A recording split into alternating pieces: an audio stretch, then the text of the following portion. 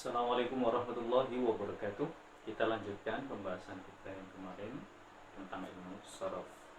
Tapi dalam kesempatan kali ini kita akan bahas tentang objek pembahasan dari ilmu sorof. Sebelumnya kita sudah belajar tentang pengertian ilmu sorof, di mana ilmu sorof dari ilmu yang membahas tentang al-ikhwal sebuah kata, baik itu dari sisi sirahnya, dari sisi wazannya, dari sisi binaknya atau binyahnya, dan kaifiyatul tasrif atau bagaimana cara mengubahnya ke dalam bentuk sifat-sifat yang lain.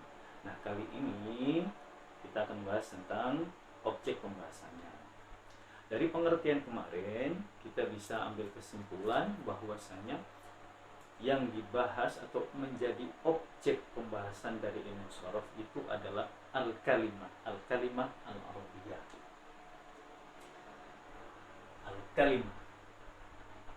Al-kalimah, apa yang dimaksud dengan kalimah? Kalimah adalah kumpulan dari beberapa huruf yang memiliki arti atau makna. Dalam bahasa Arab, kalimat terbagi menjadi 3 jenisnya atau macamnya. Yang pertama adalah fi'lun. Apa itu fi'lun? Fi'lun itu adalah kalimat atau lafdun yadullu ala hudusi amalin fi zamanin khas. Sebuah lafaz atau kalimat yang menunjukkan terjadinya sesuatu pada masa atau pada zaman tertentu atau waktu tertentu. Yang kedua adalah ismun. Apa itu ismun? Isim adalah kata yang menunjukkan arti nama orang, nama hewan, nama tumbuhan, nama benda-benda, termasuk nama perbuatan atau kejadian, tapi dia tidak terkait dengan waktu. Itu ismun. Ya, contohnya nama orang Muhammad, Ali, nama hewan seperti asadun, fa'run, dan lain sebagainya. Ini termasuk kategori ismun. Dan yang ketiga adalah harfun. Apa yang dimaksud dengan harfun? Harfun adalah lafdun atau kalimatun la yadharu ma'nahu kamilan illa ma'a ghairihi. Sebuah lafaz atau kata yang artinya itu tidak sempurna kecuali dia bersama dengan kata yang lain atau kalimat yang lain. Nah, contohnya fi, ala. Nah, ini termasuk dalam harf. Ya, artinya tidak selamanya di, karena dia makna sempurnanya ketika dia disandingkan dengan kata yang lain. Ini harfun. Jadi dalam bahasa Arab ada 3 macam jenis kata. Nah, fi'lun dalam pembahasan ilmu saraf dibagi menjadi 2. Yang pertama adalah mutasarrifun. Apa yang dimaksud dengan fi'lun mutasarrif? Mutasarrif di sini artinya qabilun litasrif, atau yang bisa menerima perubahan, atau yang bisa berubah-berubah ke dalam bentuk satu ke bentuk yang lainnya, dalam satu sighah ke sighah yang lainnya. Ini namanya dengan fi'lun mutasarrif. Yang kedua, fi'il dibagi 2. Yang kedua adalah jamid. Ada fi'il jamid, kata kerja yang jamid. Apa yang dimaksud dengan kata kerja jamid? Adalah kebalikan daripada mutasarrif, di mana mutasarrif ini bisa berubah ke dalam bentuk sighah yang lain. Nah, sementara jamid ini dia tidak memiliki sighah atau tidak bisa berubah ke dalam bentuk yang lainnya. Contohnya, kalau fi'il mutasarrif, mutasarrif juga dibagi 2. Yang pertama mutasarrif tamun, dan yang pertama mutasarrif tam, yang kedua mutasarrif naqis atau fi'il tam, fi'il naqis. Nah, contohnya dari fi'il tam itu apa? Fi'il yang sempurna itu apa? Kataba.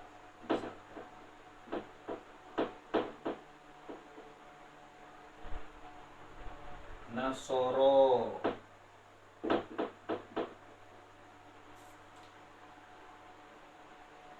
Kenapa ini disebut dengan fi'il tam atau fi'il yang sempurna?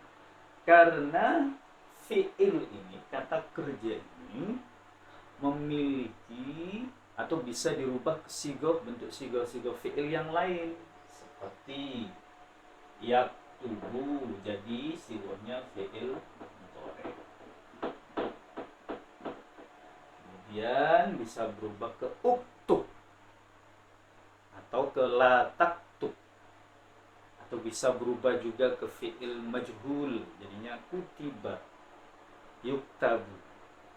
Nah, ketika dia bisa berubah ke banyak sighah, maka dia disebut dengan fi'lun mutasarrif tam, atau kalau mau disingkat fi'il tam. Nah, yang kedua yang mutasarrif ini adalah nakis. Apa itu nakis? Nakis secara bahasa artinya kurang.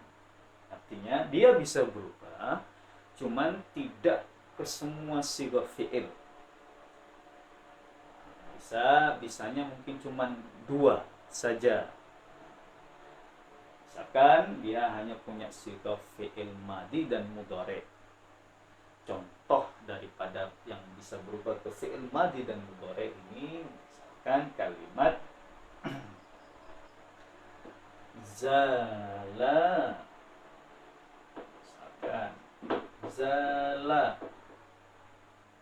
ataupun zala yazalu, ini termasuk af'alul istimrar. Atau kalau tidak, misalkan bariha yabrahu,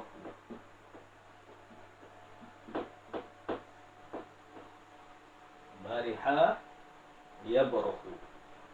Ini af'alul istimrar, di mana dia hanya memiliki 2 sighah saja, fi'il madi dan juga fi'il mudhari. Nah, kalau fi'il tam dia bisa berubah ke dalam sighatul fi'il yang lain yang banyak. Nah, kemudian apa yang dimaksud dengan fi'il jamid? Fi'il jamid seperti yang kita sebutkan adalah kebalikan dari mutasarrif. Dia tidak bisa ditasrif atau tidak bisa berubah ke dalam bentuk sigoh yang lain, hanya satu saja. Contohnya adalah fi'il laisa.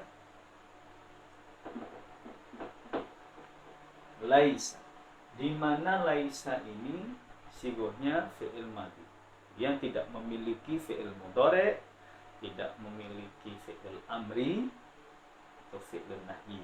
Dia hanya satu bentuk saja, maka dia disebut dengan fi'il jamid, fi'lun jamid atau fi'il madi jamid laisa. Nah, kemudian kita beralih ke isim.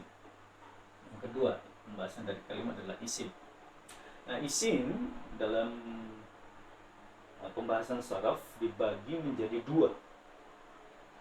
Yang pertama adalah ismun mutamakkin atau mu'rab. Apa itu ismun mutamakkin? Isim mutamakkin adalah isim yang tamakkana litaghyir, atau memungkinkan untuk dirubah atau diderivasi, mempunyai derivasi, mempunyai masdar, sumber kembalinya akar katanya. Nah, ini mutamakkin, atau bisa disebut dengan mu'rab. Mu'rab maksudnya bukan mu'rab dalam pembahasan ilmu nahwu, tapi di sini mu'rab dalam kaitannya dengan ilmu sharaf, di mana artinya itu memungkinkan bentuknya bisa berubah. Sebagai contoh, misalkan ada kata katibun.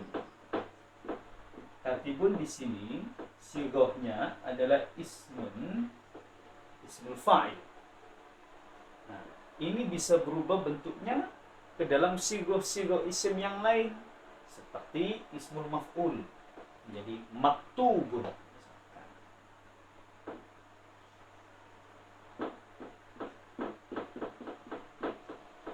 pun kembali ke masdar. Jadinya kitabatun atau kadbun. Contoh yang lainnya, misalkan ada kalimat nasrun. Atau di sini nanti bisa berubah ke nasirun. Nasirun atau menjadi mansur.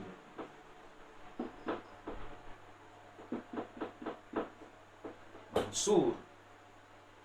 Nah, ini adalah ismun mutamakin atau mu'rab. Nah, yang kedua, ini mohon maaf saya hapus di sini biar nggak kena. Isim ghairu mutamakin atau ismun mabni. Maksudnya di sini ghairu mutamakin adalah yang tidak memungkinkan untuk berubah-ubah ke bentuk yang lain. Atau mabniun, tapi dalam pembahasan yang musyawarah bukan ilmu nahwu, di mana dia punya satu bentuk saja. Contohnya, misalkan kata yang berasal tidak dari bahasa Arab atau ajami, misalkan Yusufu, misalkan.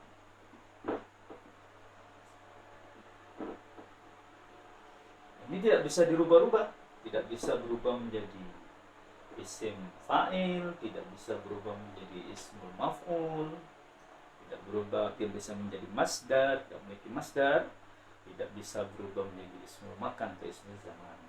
Maka ini disebut dengan isim ghairu mutamakin atau mabni atau ghairu mushtaq. Sementara ini bisa disebut dengan isim mustaq karena dia memiliki akar kata yushtaqu minal masdar. Dan yang ketiga adalah harfun. Nah, harfun dalam kacamata ilmu sharaf, dia itu secara keseluruhan sebenarnya tidak menjadi bahasan utama daripada ilmu sharaf. Kenapa? Karena dia memang tidak bisa berubah-berubah. Artinya dia ini mabniyun. Udah pasti dia mabni. Maka dia secara umum memang menjadi bahasan daripada ilmu sharaf karena termasuk dalam jenis kalimat, tetapi secara khusus dia tidak masuk pembahasan. Baik, dari penjelasan ini bisa kita tarik kesimpulan bahwasanya objek pembahasan daripada ilmu sharaf secara umumnya adalah kalimat Arabi yang terdiri dari fi'il, ismun, dan harfun.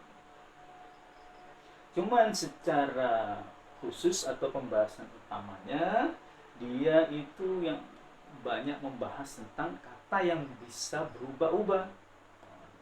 Seperti fi'il di sini pembahasan utamanya adalah fi'il mutasharrif, fi'il yang bisa berubah-ubah. Khususnya yang tam. Contohnya kataba yaktubu uktub la taktub. Kemudian kalau dari sisi isim, pembahasan pokok atau utama ilmu sharaf itu yang mutamakin atau yang mu'rab atau yang mushtaq. Seperti kata atau kalimat katibun, maktubun, maktabun, bisa berubah-ubah. Nah, sementara yang ghairu mutamakin dia pembahasannya mungkin secara umum, artinya kita bahasnya mungkin bisa berubah dalam satu bentuk atau dua bentuk saja, misalkan ke bentuk musanna misalkan, ataupun ke bentuk jamak misalkan. Tapi kalau secara khusus ilmu sharaf itu objek pembahasannya adalah kata yang bisa berubah-ubah atau qabilun litasrif. Nah, ini saja mungkin penjelasan kita tentang objek pembahasan ilmu sharaf. Semoga bisa memberikan faedah buat kita semuanya. Syukran. Assalamualaikum warahmatullahi wabarakatuh.